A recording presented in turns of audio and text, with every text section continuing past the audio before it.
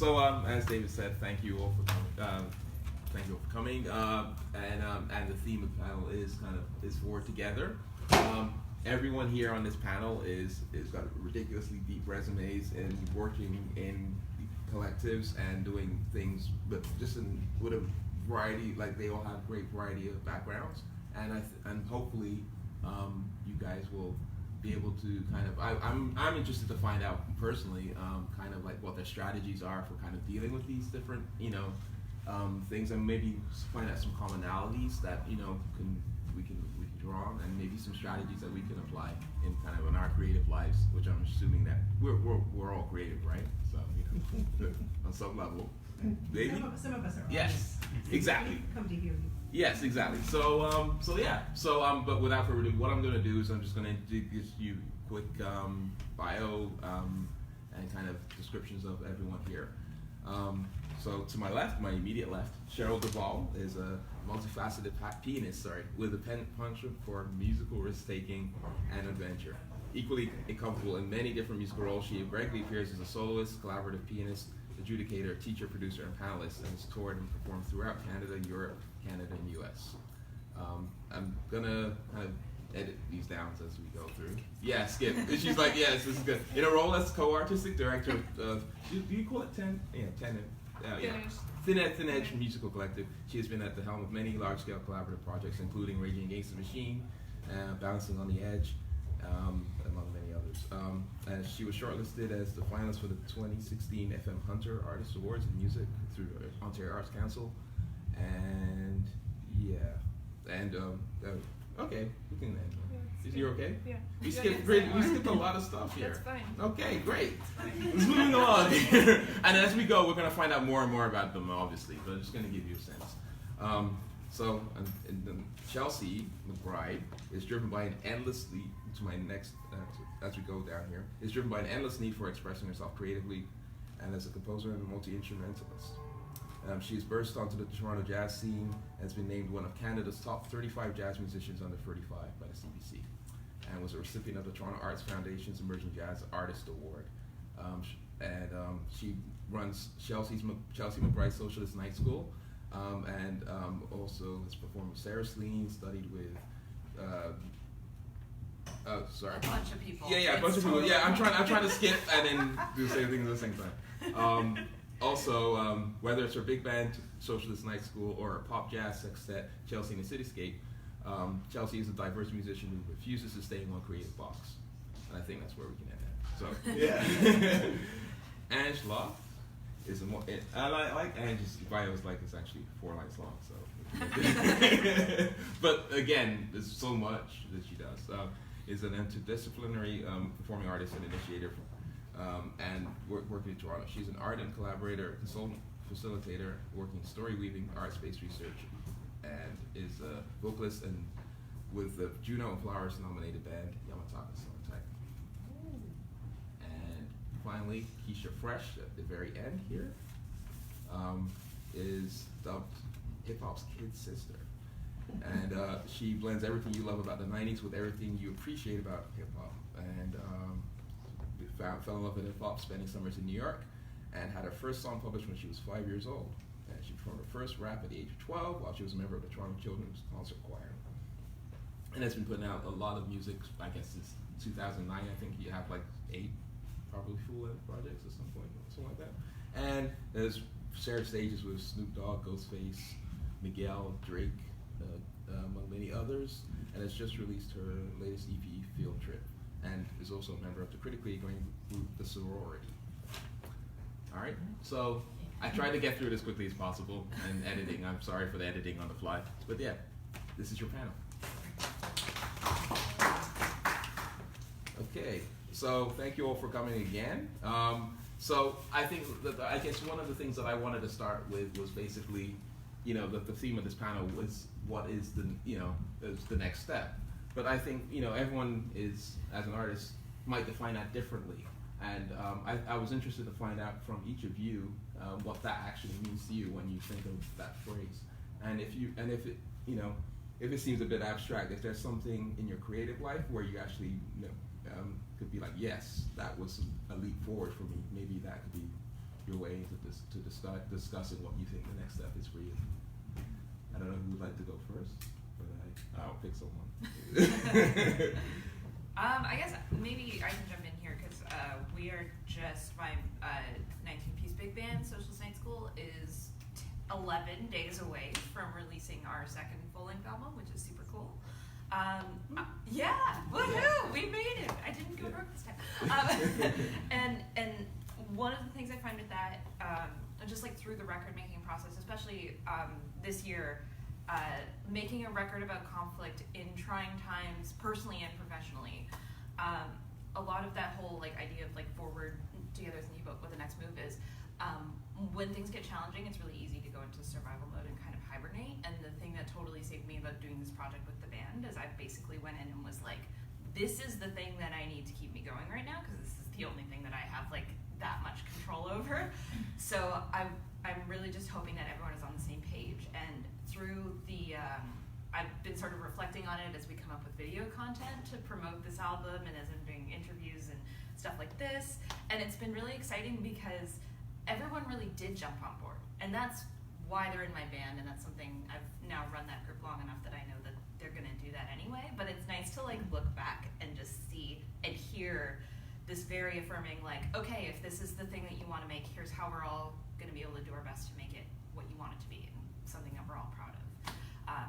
And just like at every point from like, you know, what questions are you asking in rehearsal to how do we want to track this so that everyone sounds the best that they do, like maybe we should do the flute separately and we should do this thing here. And then as the marketing content comes out, as I'm showing people previews, as I'm talking to people about their solos, like, you know, maybe they don't feel so great about this one take, but it delivers the message of the piece. And so how are we all, you know, looking at this thing so that by the time we get to now, 11 days out, and I'm about to like share this thing with the world, it'll be on Spotify on November 1st, then hopefully when people listen to it, they hear that like unity of vision, that everyone was in the same room, committed to the same thing, and everyone has now come out of it. The band is all just like, yeah, you know what? This sounds pretty good. It's like, that's how we want to feel about it. That's how I want to feel about it. Yeah, sure. Yeah, no, it's a little rambly, but I was spilling water. No, but no, I did see that project, and I saw the artwork associated with it, and yeah, it was really intriguing. And you know, again, the thing about this, what's interesting is that at this point, when the project is ready to reach the public, really for you, it's like I said, it's the end of a long process, and that's that step has already been taken really a while back. I don't know if any of you share this feeling, having also done recordings and stuff like that, but I called my producer the day before the CDs arrived, and I said, I'm going to pick them up tomorrow. I needed these out of my house yesterday. And he was like, yeah, that sounds like you every time we do this. Yeah. So does anyone else want to add on to that creative process, so kind of getting that next step? For the sorority, I mean, we all came together as solo artists already. We all had careers. Like I was already 6 albums into my career, and Hawaii had some mixtapes and stuff, and Lex had done some mixtapes as well. So we were already, established as far as music, but the creative process with a group is just so different than it is as an individual. So it's almost like relearning how to walk again, and relearning. There's compromises that have to be made that, as a solo act, you don't have to think about. You don't have to worry about another artist, where they want their verse to be on a song, or like the tempo that they want. Like, it's just so much intricate things. So the creative process for us was like, at first we would all kind of reach out to producers that we have friends with and worked with, and then we would get a whole bunch of beats in a Google Drive, and then we'd be like, okay, I'm taking a lead on that beat. We all just kind of take a lead somewhere, and then work on the record, right? Work on it, and then when we organized our big studio sessions for the album, so it was like 6 hours, 10-hour studio sessions when we were doing Pledge last year, we came with the ideas ready. Like, I have a hook, listen to this, what do you guys think? And then we all kind of like, oh, okay, cool, and we build around each other's like individual ideas already. And that worked because it was like, it kind of took the pressure off of everybody, where one person had an idea, they presented it. And so we took that process and just kind of made it work for the rest of the album. So it was a very quick recording process. It was fun because at the time there was 4 of us in the group. Now there's 3, but at the time we were all 4 in the studio, like for 9 hours sometimes, laughing, having fun, taking breaks, eating. You know, Lex would cook and bring. You know, like it was such a fun process where we got to know each other. So now when we announced the tour, it's like, hey, we're actually friends. Like we're not just in this group because we were forced to be. We like each other. So we went on tour, and it just makes for a very like cohesive. The bond was great. So when we got on stage, you can see that studio vibe now on stage where everybody's just friends and it's all fun. So the creative process for us was like I said, it's like learning to walk again. It's learning something new, a complete different language. This is a group language now. So for us, it was just like, yeah, you know, it was hard for me because I was used to, like you said, I wrote my first song when I was 5. I've been writing my whole life. So to come together and write with 4 other people and have to be like, okay, fine, yeah, I'll take this out. You know, it's hard, but you know, it was. I couldn't ask for a better group of people to do that with. I think about what's now, what's next, what's going on in that world. I think I'm exhausted. We've been on tour for like a lot of years, a lot for the past 2 years. We've been on tour for like a good third of that time. Like we've been away. It's been a lot of touring with a lot of people in close proximity to each other. And I feel like it's the first time in like a couple of years that there is no huge, looming, incredible, you know you're gonna have to leave your house for 6 to 10 weeks, you know you're gonna have, there's none of that in my future right now. It's the first time in like 3 or 4 years that I felt like there is no huge project waiting for me that I'm gonna have to like get ready to do something like excessive. And I don't know what that feeling is. It's interesting being in a collaborative and being like, wait, we get to stop for a second? Like, and it's really off-putting, actually. Like, I don't know, and I was just mentioning this, I feel like very like, oh, like what do we, like, wait, there's possibilities, and like we could maybe, you know, collaborate with other people, or like we have a bunch of things that we want to do, but yeah, just thinking about like, it's the first time ever that it feels like we could do this or that. We could make a musical, or we could, you know, spend some time drawing. It's just this interesting place right now, which haven't experienced for a long time. And Alaska's here, just the brains behind the operation. And I'm I do a lot of things, helping to make sure that we're able to work and be in the same, you know, everybody's got to pitch in. So I think I planned some of the pitching in, I guess, portions of how you manage to deal with that many people on the road. Oh yeah. Yeah. It's hard. I guess I find it's an interesting question because I'm kind of like not sure where to start, and I guess I think with the group that I run, it's really evolved a lot. I think over the past 9 years that we've been running it, it started with like, you know, very chamber music oriented, and through the past few years, my co-artistic director Alana and I have really had this kind of like awakening of wanting to do more interdisciplinary work and really take our productions to the next level, and our concert going experiences, things that we want to change that concert going experience for like our contemporary music community. So that's been really on our mind as like, we've been doing it, but every time we do one of these productions, we are like reevaluating what happened and talking about how we can do it better, or just how we can become better musicians, how we can become a better ensemble, how we can make it look better, and how we can make people feel more things. So that's kind of like one thing that we've been really working on as our next step, but we've also, there's just so much that's happened, and I feel like also the two of us, like, we do everything, and we have like these blinders on, and we just go and go and go, so we don't get to see a lot of the outside. And yeah, we just did a really intense tour, got home like last week, and Alana is also currently doing her doctoral degree in San Diego, and so we had like before that happened, that was a big step for us, like because we set up this like 3-year plan that we're kind of working through right now. So the group is like, the plans are made until the end of next season. And we're kind of like a year and a half in, or like a number of projects into that. And like, it's been giving me an opportunity to also do my own kind of solo stuff, and I'm releasing an album in the next like month. And join the club. Yes, and it's funny because I have like everybody's telling me, what's the rush? What's the rush? Like I'm like, I need to get this out. Well, because but, when did you start working on that album? Well, I started learning the music like 3 years ago. I recorded in May. It's been edited since August. Yeah. It's ready. I just have to get it out. But That's exactly how I felt about it. Yeah. It's like 2 years for me, but it's that thing, right? Because when you start and you're like, I'm gonna do this whole thing, and then you're excited about that first part of the process. Well, I was grant writing for 2 years. Also That's a that. different story. But yeah, that's a completely different story. But yeah, so I think next steps are always kind of like, I do feel like with the group, we have a vision going forward that we're trying to grow, just to become like better, just to always be better.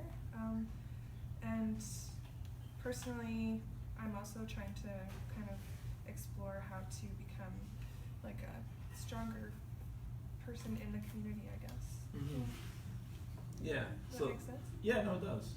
Because a couple of things you mentioned made me think about the fact that, okay, what is it after? I mean, also just everyone here talking about the projects is like we were saying, the projects.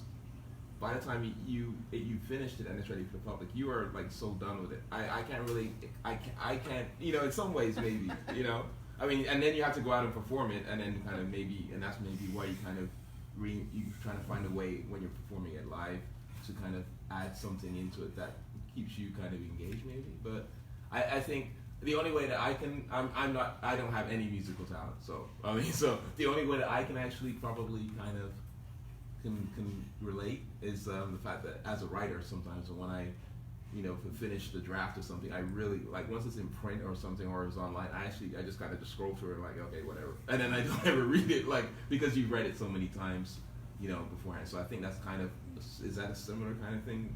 Because you've just gone through it so many times. Well, first of all, it is a talent to be able to unbiasedly critique and write about music. So props for that. It really is. But I mean, you guys mentioned with my last solo album, Field Trip. I mean, that's like a two-year process. My album before that was a 3-year process. Like I wrote it in South America on a drive in the Amazon. Like it's such a process that, and we as artists, we do strive for a level of perfection, but also at the same time, it's always like us. We're always searching for the right time, and it's hard to come to grips with the fact that the right time doesn't exist. There's no such thing as the right time. The right time is yesterday. So for me, it's always like I'm holding on to something because it's just like, okay, is it ready? Like, no, summer's too, no, these aren't summer songs, Then fall comes, it's like, no, people are lovey-dovey, this is too hip-hop. And then like winter comes and it's like, everyone's worried about Christmas or not. So you're just always overthinking when to put your art, give your art to the world. And so now, the one thing that I actually do really like about the new era of music with the streaming and all of that, is that it literally tells you there is no wrong time, because there was a point where you couldn't drop an album in the fourth quarter because labels were over it, everyone was over it. Fourth quarter is when we're balancing, like the books are making sure everything's balanced and budgets are ready to go for second quarter into the following year. So there was a point where like if you were dropping an album in November, or like us, like the Sorority dropped a song a couple weeks ago, if you're dropping a song this late, like it's not gonna do well. That's what they used to tell you. But now in the streaming world, where it's like everything is so instant and you don't need the record label to press an album and do all that stuff for you, you do yourself. You can drop an album whenever. You can put out music whenever. So I feel like that's giving us a lot more confidence to kind of just put our art out to the world on December 24th if we want to. Like whenever we want to do it, because I can distribute my own music now. Like I have the control about it. So I definitely think that the timeline stuff was always a hectic thing, but it doesn't exist anymore. I think we have to take a hint from like hip hop world. I feel like rock albums don't need to be albums anymore. Like I'm in this place where like we as a band, we make something, we have to hold it, we have to sit on it until our label thinks it's time, and then it's like 2 years later, right? Like the current album cycle we're performing is at least 3.5 years old. We wrote those songs at least 3.5 years ago, and it takes so long to get out there, but I'm done with those songs. And it's come to the point that, but it's true, we've been thinking about how to be less what was expected, I guess, 4 years ago, because that was when we were making in that mode, right? And things have changed drastically. So if we do singles and we drop things that are not even, I like the idea of singles allowing us to also bring more people in to do like purposefully, not just the core band productions, to like do weird, giant group collaborations, to work with other like particularly like-minded types of artists. But yeah, I want to be freed from the model of having to create a whole album, and I think like we just gotta do it. And hip hop does throw a song out and see if it sticks, and just pump it out and put some in like instrumental tracks out and see what lands, and just feel very, very open about it.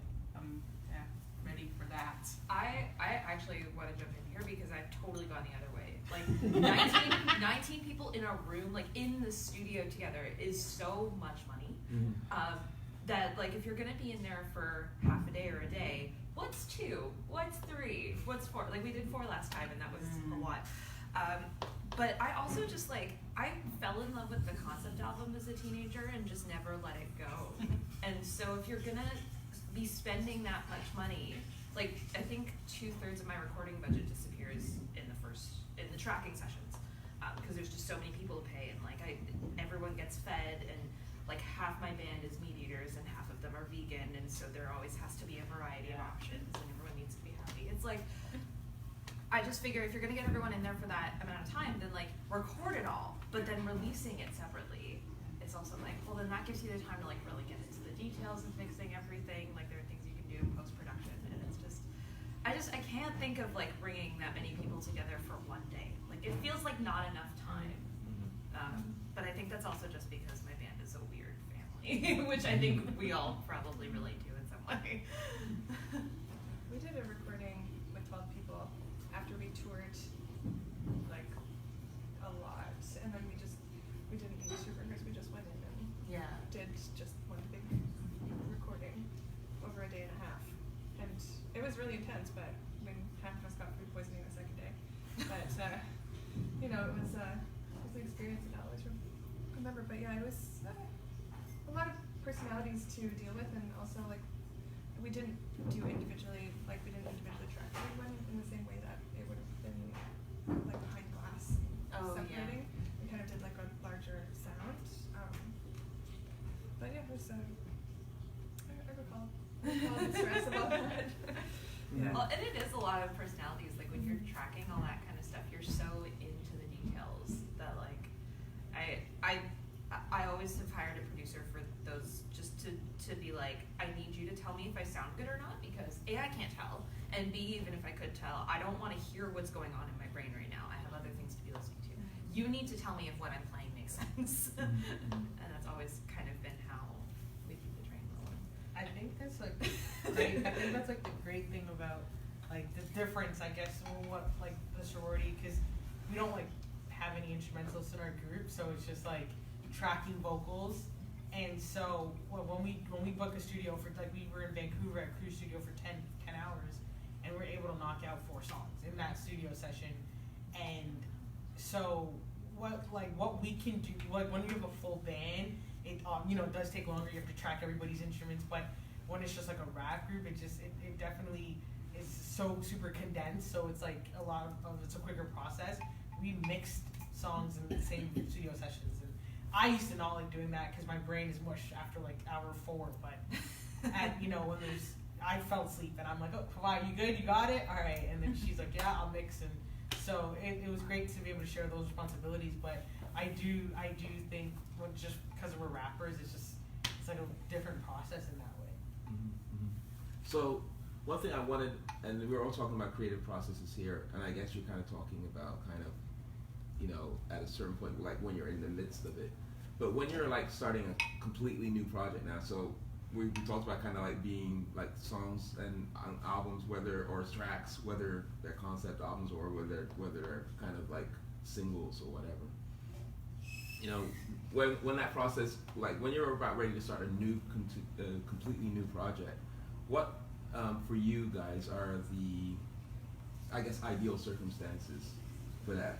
And I guess, and how different is that from you, like being like, I don't know, do you need like candle, like when I'm talking about like, it could be the actual space that you're in, but it could also be mental too, like just like mentally where do you need to be, and then also how different is that as an individual, and then also when with a collective, right? Because then you're thinking, okay, this space is ideal, like maybe this room is where I write my best stuff, but if I'm gonna have to do it with someone else, I have to do it over there. Like, I don't know, like. I mean, like, what, do you want the dream here? Because, like, the dream is like the mountain view, an endless pot of green tea, an endless bottle of good scotch, and a computer that doesn't make weird noises, and like a piano somewhere in there.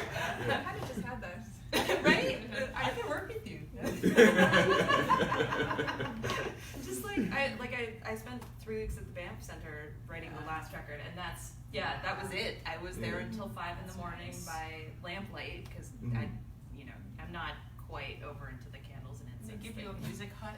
They give you a spot, and it's I had one of the studios, but it's like the mountain is right there, and like if you look down, you see the campus, but the mountain. It's like, okay, I'm gonna look at the mountain, or I'm gonna look at the elk walking across the parking lot, and this will give me ideas. I will sit and be inspired, and then of course with that you have to leave, which is the problem. I just did for the tour that I just did. We were collaborating with an accordionist from Germany, and so it was like myself on piano and Elena on violin and this accordion player, and we were putting together 4 new trios that were just written for us, and we kind of got the music right before we left, so I didn't have time to practice, and we went to Greece for a residency and had a view 200 meters from the sea, mountain right there, piano with a tree in the room, like it was right out of the ground. And it was kind of like this ideal, beautiful situation, except I was bitten by 70 mosquitoes, like within 2 days. Oh, and my like on my goodness. face, my hands, my arms, everything. But yeah, no, like that's an ideal way to start a project. Yeah. I'm seeing a theme of mountains. And anyone want to continue this? No? Just like we wrote and produced, we just released a song October 4th called Switch, and then we had 2 other records called Riot and Vibe, and we wrote those while we were on Victoria Island. So it was beautiful. It was very beautiful. I love Victoria. I'm a huge fan of BC. So we got to write the album, write those songs there, all 3 of us together. And honestly, I personally, like I said, we're all coming from solo. So me, I like to write in my room. I like to write. I don't have writing sessions. I used to, but after you've been writing for 14 years, ideas come, and it doesn't matter where you are, you just put it down and you build off of it. I don't actually intentionally sit to write anymore. I don't have writer's block because I don't force myself to write music. Whenever it comes, it comes. If it doesn't come for 2 years, it's okay, So for me, it's just like whenever, but when our manager's like, no, like that's not possible because we have to put out the album by this time, then you kind of have to start getting your creative juices flowing. So we're just like writing in the studio and taking things home to write, and like for example the green tea, like Talia needs her green tea, because she does the vocals, she sings on the records. Me, I like to have my rum and my Coke, and when I'm in the studio, rum and Coke and vegetables and M&Ms, and that's my studio. That's like my writer. I love how you have like vegetables, but M&Ms. Yeah, it's like it's balance. It's balance. It's a balance. Carrot, M&Ms. So it's like doing that. That's my little thing, and I like to sleep. I'm a sleeper, so I will be the one sleeping when everyone's writing, and then when they're done, I'm like, all right, cool, and I'm ready. So I'm sleeping in the studio. I have my couch and I'm in the corner, you know. And Lex, she's just energy. She's always like all over the place. She's walking and writing. Like she's that person. So the studio dynamics is so interesting because we're all doing different things and we're all very particular, but we can exist in one space but in our own corners and still create a really, really great magical project. So yeah, like that's our creative session. It's like, I almost think very nuts and bolts. Like, I don't dream. I just try to make sure that the people are like there to do the thing. So it's like we all have jobs. Like everybody in my band has a second job. Like we all have something we do for regular work, and you know we're like social workers or restaurant people or whatever, right? People all have all kind of jobs, and I'm an associate artistic director of this theater company in Toronto, like where we do all these massive community arts projects. And so if I have a recording time where I don't have another project that's at the same time, I'm okay. Like, and if I don't, because there is no time in my, like, working with such a large ensemble, there is no money for anything. So we just, like, we all have to work our own regular lives and then figure out how to make that time in the evening to do whatever you need to do for 2 or 3 hours before we have to go back to bed and go to work in the morning. And then next week we get to come back. So we self-produce often. So it's her, she's there planning everything. And we have to, we do recording in, like, I wish there was a time where we could pay our whole gang to be in the right place at the same time and have everybody in the same place, but we don't have that luxury. We often get to only have a few hours here, and then next week another few hours, another few hours. But if there was, it's kind of like this kind of like I just want, you know, just the people. Like if we could just get all the people in the same place, that would be really nice. But we actually do work strategically. Like we'll do all the guitar parts at the same time. We'll do all the, and we'll run through multiple songs in that sort of way.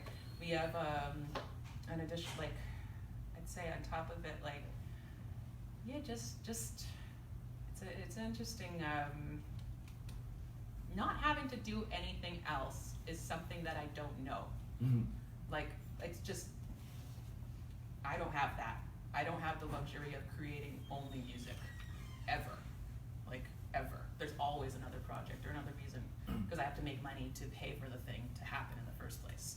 So it's this interesting place of just like people of color living lives, making money, also having to try to be artistic is a big thing.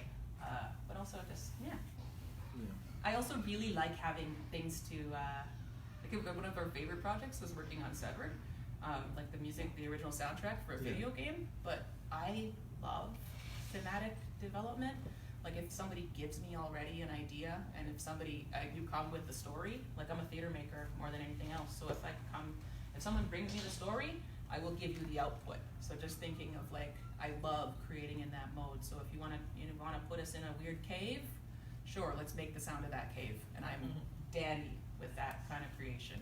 It's the best for me. I think that's really cool because like I remember talking with my best friend about this, and she's not an artist. She works in like high finance and stuff like that. But her whole thing was like there are different points to like a project development or the story of the thing, and like the idea that you're like if you give you a story and then you can turn that into something, like I feel like that with other people's projects all the time. Where I'm just like I'm not going to be the person that starts this, and I'm not going to be the person to finish it. But if you give me all the stuff in the middle, right? It's like it's figuring out how to get people from point A to B, or figuring out how to place this thing, or where should this go, or sometimes it's easier to look at things that way. Which is like easier to not be the main decision maker also, because I like serving other people's work. Like I don't need to be the biggest voice in the room, and that's fine with me. It's just my personal preference, collaboration issues. Yeah, I think it's interesting that we kind of started at mountains and then we got like really kind of like, which is all nice and kind of, and now we're kind of like, oh, we're in the nitty gritty now, right? You know? That's the reality. That's the reality. So sticking fun. Yeah. So sticking with that reality though. I mean, I guess what I think is interesting is just like, yeah, what are like some kind of because I think one of the things that you mentioned before was the nature of a shifting collective, and like you said, people, and what you just said about people kind of being there to do the thing, right? So I know that your role in Young Talk Sonic Titan changed a little bit. Like originally you were kind of, you become more prominent, I guess, basically over the period of time, more so, I would say, Yeah. So I mean. I started just wanting to stage manage. Yeah, I always exactly. say that. right. I was just a stage manager when this started. I Yeah. just wanted to move some set pieces, and that was it. So I guess that's what I'm saying. So I mean, this not only are we now talking about kind of, okay, we've had like what the ideal situation is, but what the reality of the situation is that there's people have other things to do, other jobs, then they may not all be there at the same time, and you have, like you said, not only shifting collectives in terms of shifting responsibilities, but you may, who knows, may have different people who are just not as enamored with the idea or the concept that you're working with. If you have 19 people in the band, I don't know if all of them are, I'm not saying that they're not, but No, what I they're mean. not. But some people, Straight may up. not be as invested in that particular idea, right, as the other 10 people. 10 may be and 9 may not be. Like, how do you work with those kind of tensions, I guess, is what I'm asking.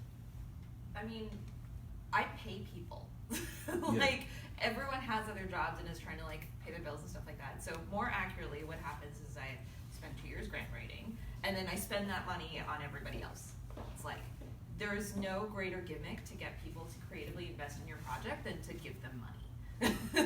Because that means that like, even if they're only showing up for that time, they're showing up.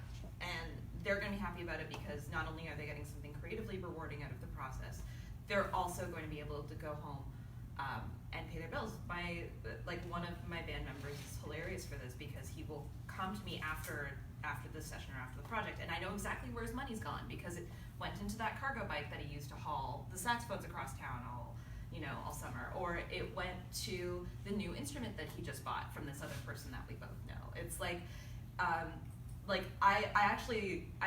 kind of like hearing that. When we went on tour, my piano player rented a convertible just because he could. I was like, I didn't want to know that that's where your food money went this week, because I don't have more food money for you.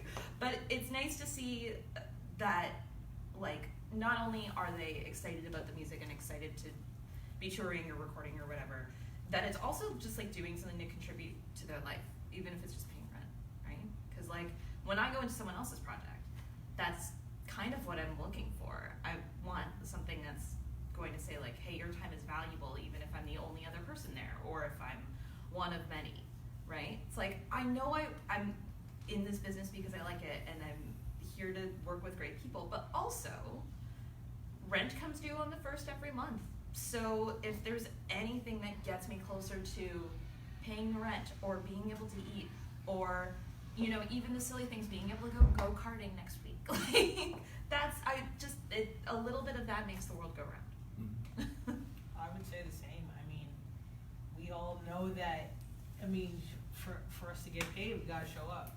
So, but also it's hard though too. Even just with three of us, it's a constant fight to get our schedules to match up just to do an interview, just to get on the phone. Like, we have to schedule a three-way and like a month in advance, because just to get all three of us on the phone together is such a. Everybody at one point all had jobs, like Hawaii was working along with Quake full time. Lex was doing like 3 jobs at once. I worked like 2 days a week at Porter Airlines. So it's like everybody had something that they were doing. I also used to manage a studio and stuff like that. So just to get us all in one room was an accomplishment. And so like when you guys, like, I can't even imagine how much it would be for like more than 3 people, because it's always like just 3 people, and it is always such a headache. And we've had to turn down gigs. With CBC Music Festival, we got offered to play that earlier this year, and we had to turn it down because one of our members was doing another show in St. John's, and there was no flight to get her back for the show. So, it's just, we've turned down like a lot of money, just not being able. We were the face of Nike's campaign for the Women's World Cup this year, and we almost missed out on that because Hawaii had a show in London, and she had to move her flight an hour just to do the photo. It's always something that's kind of like stopping what we, the full potential. So And so that's one thing our manager had a tough time with, is like booking us stuff, because he's like, will you be available? Can I get a yes for everybody? And it's like, I don't know, I might be here, or I might be doing this, or like I have feelings that day, and it's just always something. So it's actually really hard to just get 3 people together. So just imagine what it's like when there's bigger groups and bands and a whole bunch of moving parts. It's difficult, but we do it for the love of music, for the love of our fans, for the love of, like, we make sacrifices because we want our fans to be happy. We want to be happy. We want to put out good music. You know, we want to keep the momentum going. We want to get paid. So, you know, all those incentives are just, you know, the reason that we end up having to make sacrifices in our personal life, relationships end up going bad because, you know, we're putting everything into the music. So.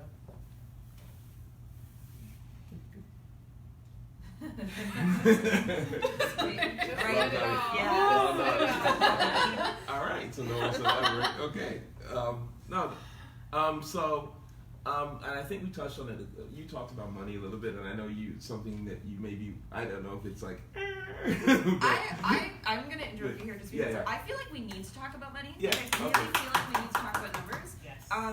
Like I've always tried to, with my band, it's been a bit of a benevolent dictatorship. I mean, I run the socialist night school, but it's a benevolent dictatorship, and I love that because every time I'm like, hey, this grant didn't come through, or it was less than what I was hoping for. So I have to turn around and go, this happened on our tour where we got like a significant amount of money less than what I asked for. And so I went to everybody and I said, I know I promised you this for your per diems. I don't know if I can do it. Like, realistically, if I did the thing where I made a bunch of sacrifices in my personal life, because it is just me running that band, then it's like, yeah, I can get you this amount of money, but it's not in the budget that we have from this grant. And my rule with the band now is that if one person comes back and says, I need this minimum, that sets it for everybody. Because then it's up to me to say, okay, we can pull this off. I can make this happen with, you know, even making the last record, it was like hell or high water, this thing is coming out this year, like I can't have it not happen. But like with money, there's a lot of that, because it's like, I'm gonna pay everyone the same, I'm very transparent about all this, and when you fund a project with grant funding, that's all public. Someone can go on Google and find out exactly how much money you've received from the Canada Council in the past few years, which is a lot. And that's all gone back towards, I don't see any of that. That is entirely going into paying the band and making sure that they get fed and that they get to rent their convertibles in Calgary and that they get to like, that same person also took a seaplane flight in Vancouver, and I was like, if this is where you want to put your money, great. Because like that's the thing. It's just I mean, I would like to take a salary from this, but I'm the last person to get paid, right? You have to be. It's like, this is the thing that I'm putting in, and this is what I'm asking for, and like someday I'll get paid, and that'll be fantastic. But it's not today, and it's hard to make this stuff. It's just hard to make it work. And so, like, I do all kinds of other jobbing gigs and stuff like that. I teach a little bit. I grant write because I have been pretty good at getting money for people, so now I help others do that. And a lot of that money, after it pays for my basic needs, goes back into whatever the next project is, right? Because it's renting the rehearsal space or bargaining for free rehearsal space, which is usually what I do. Or, you know, one of my bands needs a photo shoot coming up.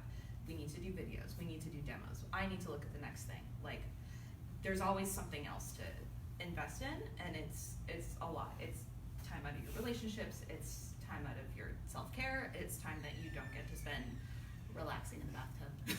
Like, whatever it is you do. Yeah.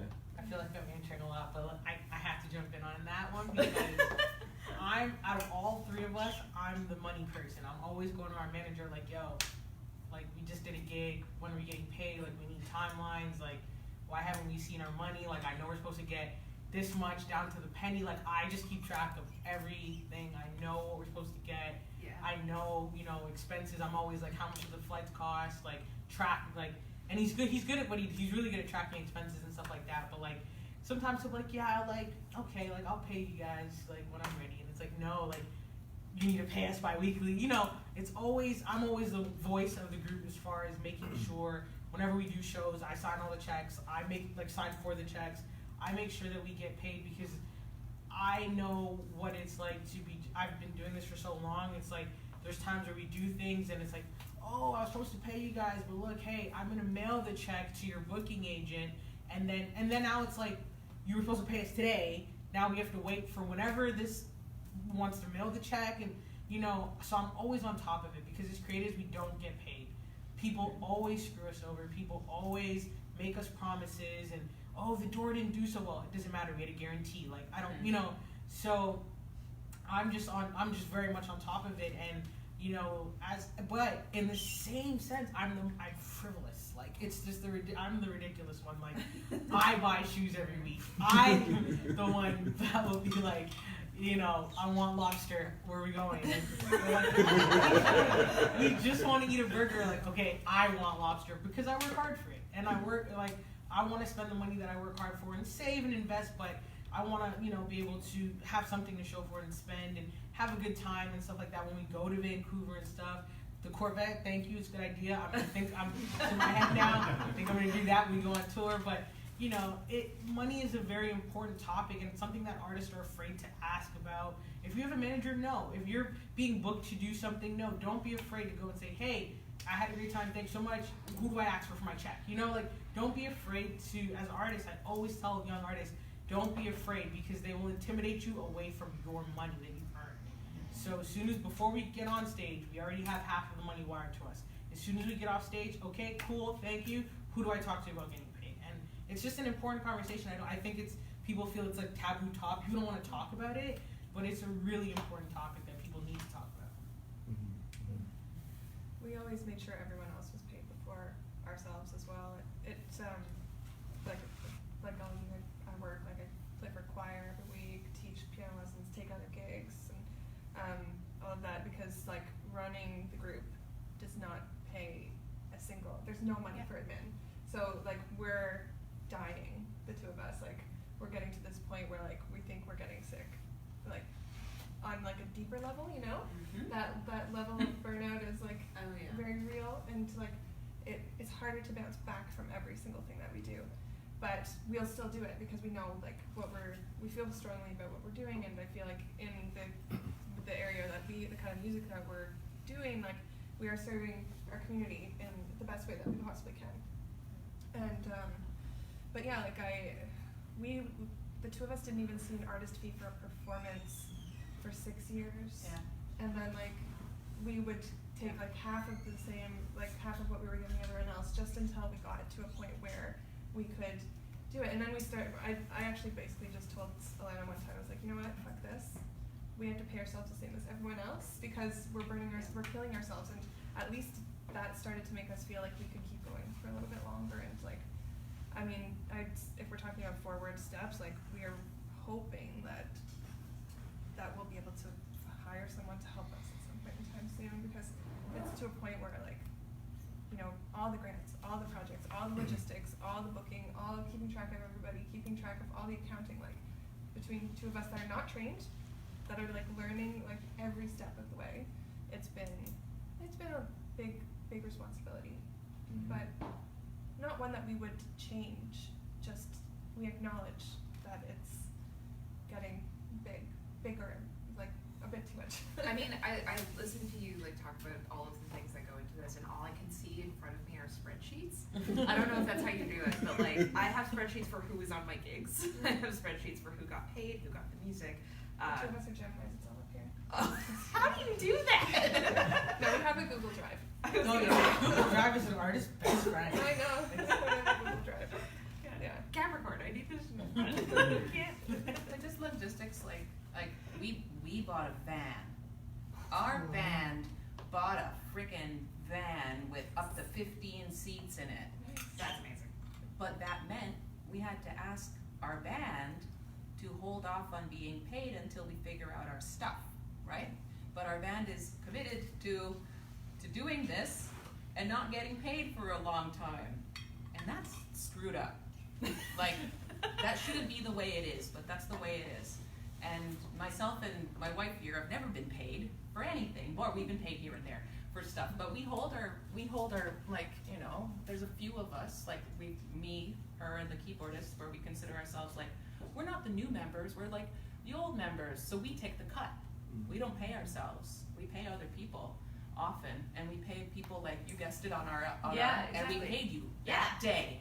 You know? And it was amazing. If we ask people to join our poor family, they get paid first, and it's probably not the best mode, but like we don't get paid until it's completely, either we can sell that van or we can, you know, it's just this interesting spot of like, how do you make enough money to keep your band sustainable, also not make huge promises to people, also make sure that we can actually tour, because we're just going to spend that money on renting the same van 3 times, right? If we took, if we spend that money on renting a van from any company, they would have that money and we would have nothing, and we wouldn't have a tool to make money like having a van. So it's this weird, like, it's this awful game of trying to figure out when you could breach that certain, when we make enough money to pay off that van, everyone's going to get, you know, it's like a screwy place to be, but it's almost like, well, when we, and then when is that? When we dismantle? You know, it's interesting, like, yeah, our poor members, they're so committed, and so they'll get money someday, but it's like trying to. That says a lot about you Right. and And your about leadership and like. But it's like horrible your project. thing to have to do to people, you know, like Well, where you're like, come join us forever, and you'll never get paid. I You know, have like- amazing experience. Yeah, but it's an awful thing to do to people. Like it's not the way it should happen. Right. Yeah. I You know? I actually just wanted to jump in here because in a couple of smaller collectives that I've been in that have, I don't want to say failed, but certainly not worked out as well. That's been an interesting thing, is that when the band dissolves and the band fund or whatever you're using to pay for all this stuff and whatever collects all your gig money, when that is in the red and you leave or someone leaves, what do you do? I don't know. Like I have been paid out of a band fund leaving a collective before, but I also left another one that didn't happen, and I thought that was really interesting, because it's like, well, clearly getting out while the going was bad was the right call for me for a number of reasons that had nothing to do with the band, but like also just how do you have that discussion with someone? Because like everyone's going in with the expectation of maybe not making a lot of money, but making something, the gesture. Or like the I guess the way that it works for taxes too. The fact that you could make a profit makes you a business. And so when you leave and there is no profit, or there's just debt, it's like, well, you're leaving. You're not going to give money back to this thing that was already on its last legs. But like, it's such a weird spot to me. It might be just like, I know this might sound hard to hear, but like I think when you have good management, or management that's like willing to foresee those kind of things, they circumvent those things from happening. Like for example, like our management, we actually asked him to withhold our streaming income. So when we put our album out in April 2018, we actually have not dispersed any of the money we've made. We keep it in our account in case anything happens, you know, later on down the line, things need to be paid or anything like that. We don't go in the red. Like we have the money literally just sitting there for literally rainy day, or you know, until the group decides this and this is it. That money's going to sit there. Like we don't touch our streaming at all. That's like, and I mean, it's funny because as a personal finance thing, that's high on the list of things to just do. Like just to have a reserve, a rainy day fund, an emergency fund, whatever you want to call it.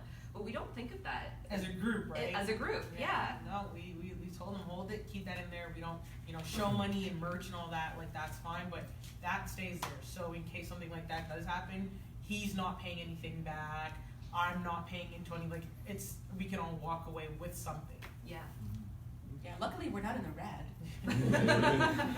We're just not in the like on the green beautiful line. greens, Yeah. you know? Like, Yeah. Well, it sounds like a lot like the next step is actually maintaining the current stuff you're in sometimes, you know? I mean, and you know, just from what everyone is saying.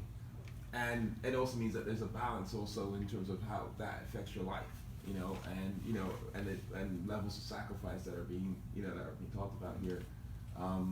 So given that, right, there needs to be, and I think you, Keisha talked about lobster, you talked about people using Corvettes and stuff. I mean, but in context, it makes a lot of sense, right? Because people are finding ways to kind of, okay, I'm not saying this is self-care or anything, but you have to have something to kind of if that's what one side of the equation is, you need to have something that to kind of some refuge or something that you can kind of indulge in or something to kind of balance it out.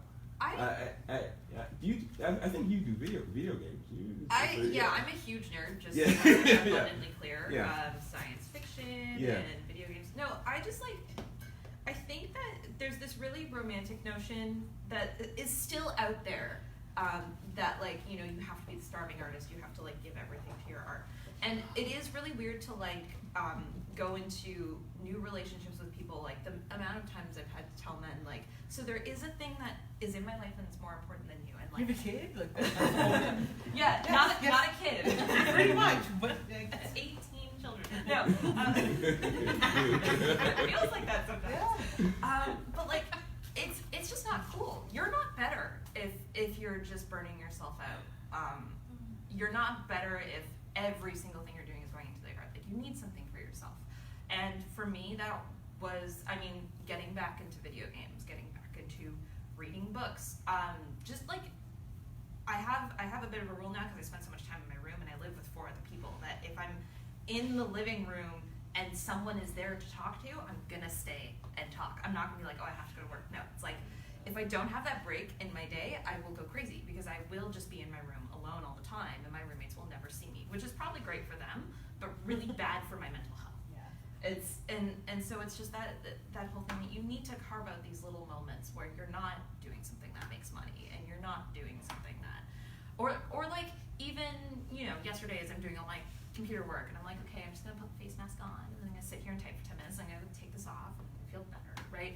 Finding ways to just sort of carve out that time, and it doesn't matter if it's shoes every week or lobster or seaplane rides or you need something. Yeah, I definitely agree, and don't feel bad about it either. One thing I always used to do when I was obviously a lot younger was, like you said, it's romanticizing this, grind all day mentality, and in hip hop, they say no sleep, grind. It's just something that's they romanticize this thing of working just to sickness, and people don't realize that until they do get ill and they don't know why they have all these pains and aches and their vision is always you don't realize that you're really running yourself very rugged in this thing. And I used to do it. I would be up all night and then go to school, and then I thought it was cool to say that I was up all night writing, and then you get older and you're no, I really value those 8 hours of sleep. I want 10. I'm always sneaking in a nap. I'm so happy when we fly to Vancouver and I can sleep for 5 hours on a plane. Anytime before a show, we always say we're the 3 old ladies. We would go to sound check and then be can we please make sure that we have enough time to get back to our hotel just so we can sleep and watch HGTV and Property Brothers. We literally just want to get back to our hotel to watch Listed or Love It or Listed. We're so excited to do those things, but it also, we can come out at 10 o'clock and do an amazing headlining show. Now we can come out at 11 and do this festival, and because we had that time to rest and relax and that R&R. And I think that a lot of artists really, have to understand the importance of that balance of really just relaxing and just resting and not looking at a computer screen all day or your phone or doing all that stuff all day. I have my time where I'm man, I can't be on Twitter right now. Social media, when we do Instagram posts, our manager, we have times when we post stuff and I'm we have to do it on this day because this is my day. I don't want to post anything today because then I have to monitor it. It's really about setting those boundaries. It's important. And Ange, you mentioned something about food as well on tour, right? I feel like that is something that might be overlooked sometimes. Did you want to kind of talk about that a little bit in terms of this kind of just maintaining things? Oh, we're in the vein of trying to be cheap. We always talk about we got an instant pot. We got a bunch of little thermoses in the back. We have we set stuff up. We got vegans. Oh yeah. Problems. We got food on the run and stopping on the side of just like we pull out our cutting board and like I prep for 6 people, 7 people, whoever is with us, and we put them in our little containers, and we're okay for like that one meal. But I get a kick out of I was just saying, thinking about like with that many people when we're on tour, I wish we got to go to a hotel in between. It's so unfair for bands that have drums and guitars and everything, because you have to do a full sound check. I'm like, man, can we just plug and go? Like, can we just be hip hop artists again and just plug and go? Because we have to spend so much time like doing all that business. And then if we're opening, we have to be there way before everybody. If we're closing, we have to be there way before everyone else. And then who knows, all the logistics. We always got to share stuff and all kind of goofy things.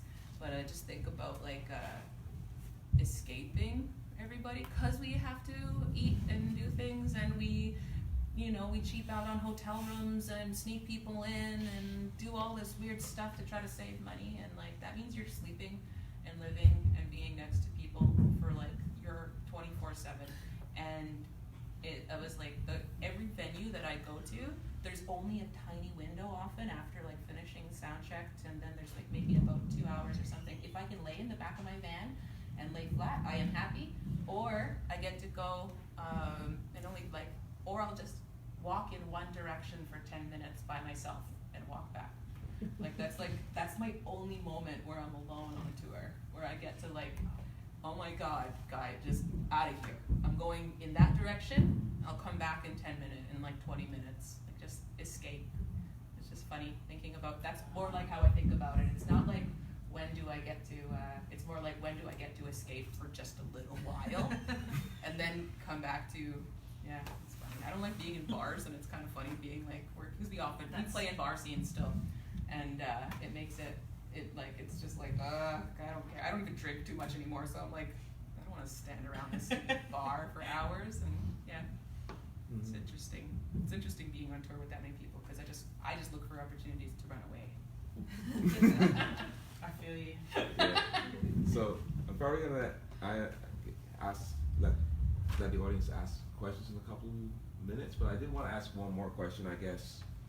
And I guess that question is, so given all of this, why why do you think collectives are necessary, and why do you guys still kind of work within these collectives? What is, given all of these things, which are good and bad, but at the end of the day, we're still kind of part of them in some ways, and you're all kind of identified as being part of at least one collective.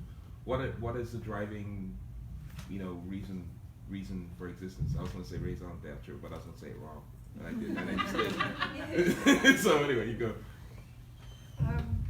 Well, for me, there's a lot of things, like it's hard work, but it's really, there's a lot of positive, beautiful things that come from it. Like, one of the main facets of our organization and our group is that we commission living composers, and we work directly with them, and we premiere music, and it's hard, but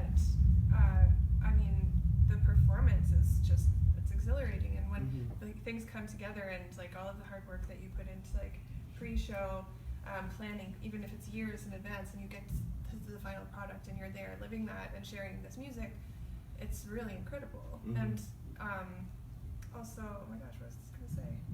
Something else. I do feel like, I think because of how we've kind of we work collaboratively so much, like we are an ensemble, but we're constantly working with others, people in our community, and I do feel that like, I think that if we were to disappear, that there would be a hole, and I don't like think we'll disappear, but I feel like we would lose a lot of relationships, and I feel like there's people that would miss having the collaborative kind of things that we've been doing for years. So I do feel there's like my own personal like love of performing and the exhilaration of performing and collaborating, but also there's also a need in a way, not being egotistical, but like a need to collaborate and have this space that somehow is developed through what we've grown for the past 9 years with the group, I think. There's something to be said for just like, there is an audience for all these different kinds of art, and then once you start to like reach out and connect with them, like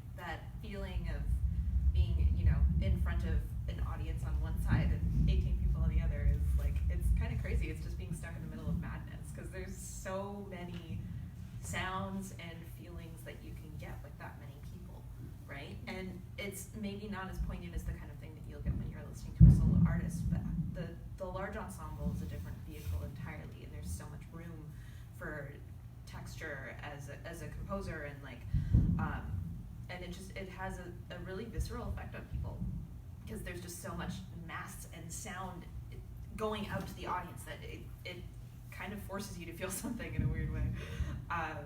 And it's just so much fun. Like, I mean, I am still doing this because, like, it's funny, like, I started my band in school. I was just like, oh, no one in school wants to play my charts, I'll just get people together, how hard could it be? And asking yourself how hard could it be is always a terrible idea, because that's when you know you're really deep in it. Life is like hot challenge. Yeah, challenge accepted. How would you like to see this go? But, you know, when else, like, I toured Canada last year for the first time. When else do you get to be on a charter bus with 18 of your best work friends, staring out at the prairies as they continue to be the same for the 5th hour on end, looking around like, I still would rather be here. Or like driving through the Rockies a couple hours later with the entire band pressed against the window. It's just like this, you can't make this up, right? There's just nothing that cool. Before I pass it over to Andrew, I'm gonna tell one more story, which is that we kicked that tour off in Calgary at the festival. And I was exhausted and jet lagged and like kind of a mess. And we got an encore, which is we've never had that in 8 years of me running the band, or 7 at the time. That was the first time that it happened. And I was like, I'm gonna hold it together. This is awesome. We're gonna do an encore. It's gonna be great. It's gonna be fine. My drummer runs up and hugs me, and I just crack. I'm immediately crying. And so I turned to the audience. I'm just like, can we do one more? And it was the coolest thing ever, because when else do you get to do that? Cry on stage and then play a tune. I'm like crying thinking about it. It just makes me so happy.